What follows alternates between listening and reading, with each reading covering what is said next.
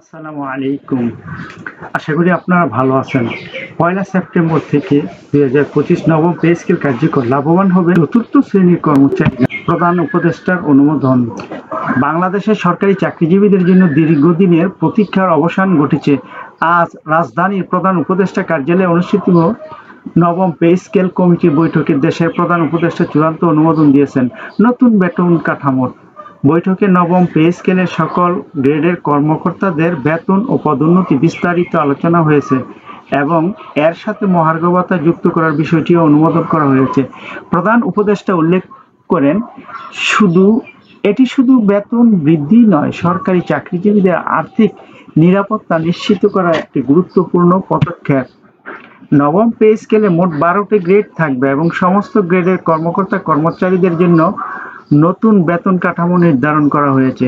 প্রথম গ্রেডের কর্মকর্তাদের মোট বেতন ধার্য করা হয়েছে 1,25,000 টাকা, যা পূর্ববর্তী বেতনের তুলনায় প্রায় দ্বিগুণ। নিম্ন গ্রেড থেকে উচ্চ গ্রেডের পর্যন্ত সকলের বেতন উল্লেখযোগ্যভাবে বৃদ্ধি পাবে। বিশেষভাবে মহার্ঘ ভাতার সংযোজন সরকারি কর্মচারীদের জন্য এক অতিরিক্ত আর্থিক সহায়তা হিসাবে কার্যকর হবে, যা তাদের দৈনন্দিন জীবনযাত্রার সহায়তায় ভূমিকা রাখবে। বৈঠকে জানানো হয়, নতুন বেতন কাঠামো পহেলা সেপ্টেম্বর থেকে কার্যকর হবে এবং সংশ্লিষ্ট সকল কর্মকর্তা ও কর্মচারীদের নতুন বেতন প্রদানের সুবিধা পাবেন।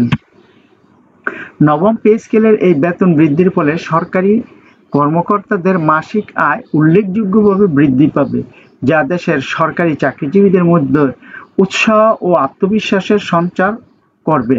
প্রধান উপদেষ্টা আরও বলেন, নবম পে স্কেল কেবল আর্থিক বিষয় নয়, এটি সরকারি কর্মসংস্থানের মান উন্নয়নের একটি বিরাট পদক্ষেপ এবং দেশের প্রশাসনিক কার্যক্রমকে আরও গতিশীল করবে।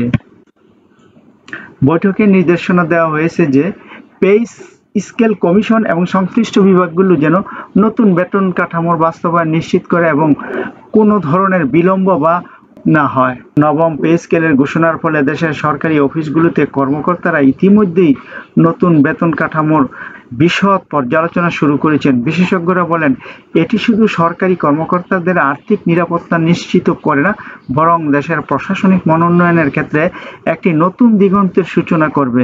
নতুন বেতন কাঠামো কার্যকর হওয়ার পর সরকারি চাকরিজীবীরা তাদের পরিবারের আর্থিক দায়িত্ব সহজভাবে পালন করতে সক্ষম হবেন, যা দেশের সামাজিক ও অর্থনৈতিক স্থিতিশীলতার জন্য গুরুত্বপূর্ণ ভূমিকা রাখবে। এছাড়াও বৈঠকে পূর্ণ ব্যবহারযোগ্য আর্থিক পরিকল্পনা ও ভবিষ্যতের বেতন কাঠামো উন্নয়নের জন্য কমিশনকে বিশেষ নির্দেশনা দেওয়া হয়। প্রধান উপদেষ্টা বলেন, সরকারি কর্মকর্তাদের দীর্ঘমেয়াদী আর্থিক নিরাপত্তা নিশ্চিত করাই আমাদের মূল লক্ষ্য এবং নবম পে স্কেল সেই লক্ষ্যে একটি গুরুত্বপূর্ণ অংশ। বৈঠকের পরে কর্মকর্তাদের মধ্যে উচ্ছ্বাস দেখা গেছে। তারা নতুন বেতন কাঠামোর মাধ্যমে তাদের পেশাগত জীবন ও পরিবারের জীবনযাত্রার উল্লেখযোগ্য উন্নয়ন আশা করছেন।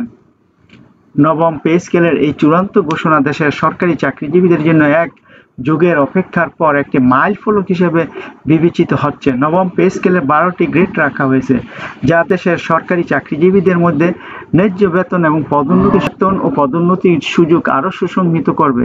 এই সিদ্ধান্ত দেশের চাকরিজীবীদের মধ্যে দীর্ঘমেয়াদী আর্থিক নিরাপত্তা ও সামাজিক মর্যাদা বৃদ্ধির পথ খুলে দিয়েছে। রাষ্ট্রের কাঠামোর মধ্যে এই পদক্ষেপ একটি ইতিবাচক পরিবর্তন হিসেবে মূল্যায়িত হচ্ছে, যা সরকারি কর্মকর্তাদের প্রেরণা বাড়িয়ে দেওয়া দেশের উন্নয়নে গুরুত্বকে রাখবে। ভিডিওটি দেখার জন্য আপনাদের অসংখ্য ধন্যবাদ। আরও এমন ভিডিও দেখতে চ্যানেলটি সাবস্ক্রাইব করুন, ভিডিওটি লাইক, কমেন্ট ও শেয়ার করে পাশে থাকুন। নিয়মিত চ্যানেলের ভিডিও দেখুন। সে পর্যন্ত আপনারা ভালো থাকুন, সুস্থ থাকুন।